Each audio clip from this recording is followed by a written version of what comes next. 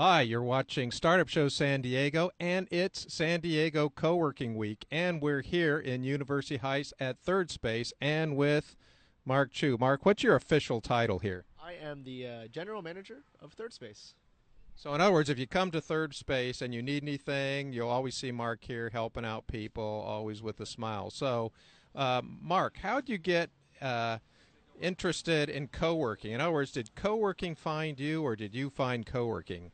It was actually a little bit of both. My friend was actually working with Peter, the owner of 3rd Space, back in the day as his graphic designer, and I actually had opened up a small Korean fusion catering business with a friend. And this is how the story goes: is my friend a couple years later remembered that I had worked on something like that, and she was like, "Hey, so this co-working space thing, I don't know if you heard of that, is looking for a general manager." And at the time, I'd never heard of co-working. I just knew I really enjoy being around people working on really cool creative projects. And I said, "Okay, let me meet Pete and check out what this co-working may be." And co-working kind of fell in my lap. I showed up the first day for the interview dressed in like a suit and tie, and looked around, and everyone was kind of in t-shirt and shorts working on their things. And I was like, this is a little bit different, but been here for 2 years now and really appreciate the community and culture that co-working really brings. So, Mark, that explains the lunch today, It does. catering and all that. So, we'll take a look inside, but you can see that we're here looking at co-working day, lunch provided. Pretty good. So, where are we going next, Mark? So we're going to take a little tour of 3rd Space and show you the ins and outs. 3rd Space is really cool. It's a creative club, and kind of tell you about a little about each one and kind of about our community and our club. All right, let's go on up. Trying to distract all the members, but we'll give you a good glimpse of every single room. So it's two stories, two doors. One stays downstairs, one stays upstairs. So where are we now? Upstairs. So our entrance kind of brings you up space. This right here is our lounge. Some of our guests are working on their computers right now, but this is the room for meetings. So all of our members, a lot of them have clients, have team members, have team meetings, and this is the room they can book. We have a lot of whiteboards around the space. You can do some brainstorming, mind mapping, stuff like that. And this room, it really has personality. A lot of the furniture is really cool, and a lot of the members really enjoy working in this room right here. So. Well, because that's my computer over there in the corner. So yes. Great. We'll take you out down the hallway. And no, this is not Peter McConnell. This is Steve Jobs. It looks like Peter McConnell. Some people have said that. This is our bathroom up here. Library on this side. This over here behind you. This is our conference room. These are our members working on their projects. This is our conference room. Yonk's over there, one of our members working on his app, I suppose. But yeah, this is one of our conference rooms. A lot of members use this after hours, after 5 p.m. to host a bunch of different events. We actually have a Kickstarter group that we run out of here every Wednesday. Joe Moreno and I have been running that for about a year and a half now. It's a really great time where we just bring a lot of people in to work on their Kickstarter campaigns, provide accountability, and support one another. So we've seen a lot of success with that group, and this room is kind of one of the catalysts for that. And a lot of other members host events here similar to that as well. Great. And I see upstairs kitchen. Welcome to the kitchen. Welcome to the kitchen. As every good kitchen needs, you got the water cooler, the fridge, the Keurig, the dish rack, and the microwave. But our members, we also have a bunch of candy to share. This is kind of our communal counter, so people bring in stuff to read, people bring in candy to share. Whatever you kind of see in there is free for the public. Cool. And I see you've got coffee clubs, lunch, startup, beer and pizza. Cool. All right, you can see that there's a view of downstairs from up here also. Music playing. So what's next? So we're going to take you guys outside to the mezzanine area, and then we're going to go downstairs to the gallery space and kind of show you what's going on. So let me ask you this. You came up with this passion by accident once you decided that found out you didn't have to wear a suit and you could still keep your catering skills finely tuned, something you're fit, because obviously you've been here for 2 years. What do you think makes 3rd Space different? I think it really is the community. You know, Pete, the owner, has done a really phenomenal job of really curating our members. We actually interview every single one of our members that we take to the club, and that really has built a strong, creative, collaborative community. It's kind of cool because everyone has their own unique project or passion that they're working on, but kind of getting feedback from people from different disciplines or different expertise really has helped people kind of take an extra step in their own personal journey, in their business, or just in their creative passions. So I've really enjoyed being around that, seeing the successes, seeing the collaboration. It's been a lot of fun for me. So it's just a set fee. They come, is it open on weekends or just during weekdays? So we're actually open 7 days a week. We have a full access membership, which gives you access to the space in the club from 7 a.m. to 11 p.m., and that's 7 days a week for $175. We also have an evening and weekends membership for people who are kind of working on their side projects, which is $75 a month, and that allows you to come into the club from 5 p.m. to 11 p.m. on weekdays after work, and all day Saturday and all day Sunday. Wow, good deal. So more co-working upstairs. Got the sandwich going on. We catered big front door today. There you go, Ryan, shut it off. It's a good sandwich. Got our Wow Yeah guys over there who do interactive video, so a lot of cool stuff happening at this space. Great, let's take a walk downstairs. And while we're thinking this, we get downstairs, I'm going to ask you, so what is the biggest challenge in keeping members happy and keeping this club and this environment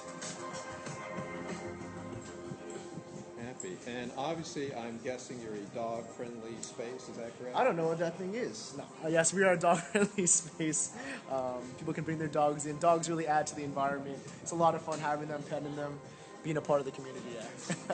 Dog-friendly. All right, great. So, Mark is the manager of this place. What's the biggest problem anyone's dumped in your lap? What does it take to keep these members happy? I think, as with any community, we are in the business of community, and it's kind of tough because, it's not something where you're selling a product. These are people, these are real people, and so I think the biggest challenge for us here at 3rdSpace has been, keeping the community healthy and, bringing in, new people to kind of be a part of it, at the same time, making sure the older members feel connected. We have members who have had successful companies, gone on to have their own offices, but we still want them to be involved with the community and be a part. And so kind of the balance between growing and keeping your core values and your core culture together has probably been the biggest challenge for me personally. So it's not uncommon for people to leave the space but not the community? That would be correct, yeah. We have some great members, PicSite being one of them. They created some great photo apps when the Apple first came out with the App Store, which is really cool. And they have their own office actually just down the street in North Park. And so they still come out, but it's, like I said, it's kind of tricky sometimes to try to integrate the old with the new. But when it does happen, it really is kind of a cool pipeline because they can really great advice to members right now trying to create their own companies going through similar things. So Mark, what's next? I'm going to take you guys, actually we'll go to the back first. I'm going to show you some of our brand new Studio Unseen project. Studio Unseen, but we're going to see it, so... Potentially. We may have to blindfold the camera. We had to blindfold the camera so you guys can't see it. It's a secret.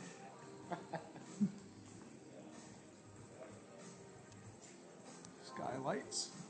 So I understand Pete hung these lights himself last night.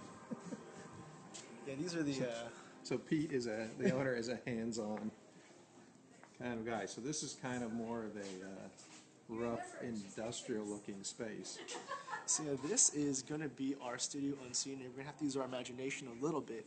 But, today's day and age, there's a lot of new things going in terms of video and photography. So we're actually going to get a cyc wall up on this wall, which is kind of like a curvature in the wall that really makes the photo shots and the video shots really nice.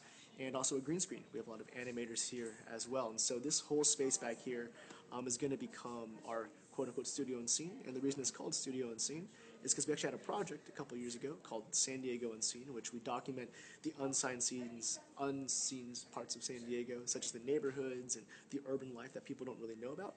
And we kind of document that. And so this studio is going to be kind of like tied into that theme of kind of doing really cool creative video and photo work. Pretty good. So you've been here for 2 years. Your job is keeping the community happy. The challenging thing is just keeping people connected. Sure. And making sure with so many people coming and going, even coming after they've left, keeping that. So what thing has a member said that has made you the proudest to work here or the happiest for what you do? I really think it's, people being thankful for just the connections that they've built. In any community, whether, you're in school or you're in a regular workplace, you're not going to get along with everybody. But it really is the meaningful connections, whether that's a friendship or that's a business partnership, or that's just a collaborative, freelance partnership as well. Like just seeing those connections being built and seeing people excel because of they're not doing it alone, because they're doing it with other people has been really inspirational. Can you give us a particular story? Yeah, so we actually run the Kickstarter Club, and that's a project that, as I had mentioned earlier, Joe Moreno and I help lead. And so with that Kickstarter group, Pete has made it part of our vision to kind of give back to the inventor community here in San Diego. So we really provide this Kickstarter resource for free. And so we've actually had a bunch of people who had no clue what Kickstarter was, no idea what they were doing, launch successful projects. And just to name a few, there's something called the Garbage Can Fly Trap, the Uplight, the Jet Company. These are kind of members from our first class who didn't really know much about Kickstarter and were kind of new to the whole thing, but had really cool concepts. And seeing them be successful in Kickstarter, raise, I think collectively they probably raised somewhere near $100,000 together. But now they're actually producing their product and kind of doing that. And they come back and they're just so thankful for us for kind of bringing the community together around Kickstarter in San Diego. And they made friendships from it. They made business relationships from it. And just seeing those guys grow into kind of their businesses today, for me personally, has been a really phenomenal experience.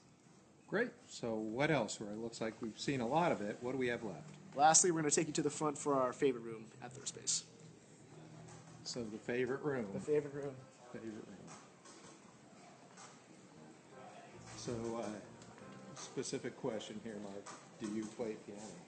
I do play piano a little bit. I do some songwriting in my spare time. On that piano? Sometimes when the members aren't around, I do a little bit of piano playing. I'm a closet piano player. Well, that piano's not in the closet, but speaking of closets, here is a closet. That's for making phone calls, doing webinars, things like that. Yeah, that is definitely not for changing. That is for making phone calls, Skype calls, you name it. And we have that one right here, as well as another one around the corner, kind of for groups. The group webinar call quiet room. Very good. And we have a Jesus and the apple photo in the corner down there, if you can see it. Always got to keep things fresh around here. And again, Steve Jobs back again. I saw the picture upstairs. I guess we really do like Steve Jobs around here, So is this the favorite room? So this is the favorite room. As you can see, obviously everyone loves food, and that's why it's the favorite room. No, but this is our espresso lounge over in the corner. You can see the espresso bar over there. We're really good friends with Papa Lecco. They actually help sponsor our espresso cravings, and so they give us the beans at cost, and our members get to learn how to make their own espressos, make their own cappuccinos, etc., etc. We actually have a coffee club that meets once a month, where they get to learn how to brew coffee with like an AeroPress or like a pour over, and so there's just a lot of really cool things that happen in this room. Peter and I's hope for 3rdSpace that this room would kind of be the collaborative center both during the day as well as at nighttime. As you can see, the Edison bulbs are really cool, and just it's a really fun spot to hang out with your friends and chat and have creative conversation. Oh, obviously, and brand new, obviously almost forgot about it, this is our 3D printer. So we just got this guy, kind of tagging along with our Kickstarter stuff. The 3D printer is here for people to make prototypes. So if you want to make a prototype for a project you're working on or something like that, it's here in the space, and you can print that out and give it a go. So what you're saying is that I can make my cappuccino cup here, fill it up over there with beans at cost. That was exactly the thought process behind the placement of this printer in the room, exactly. It all makes sense now. Exactly. So are we done, or is there anything else we need to see? No, this is it. This is it right here. That was 3rdSpace, and appreciate you guys coming on for the tour. So primarily dog-friendly, low-cost environment, open 7 days a week, that focuses on a club environment and really coming in that people want to stay after they leave. Also starting to add in video photography capabilities, and if you've got a kickstarting project, this is the place to go. So with all this going on, what's next? What does the future look like to you?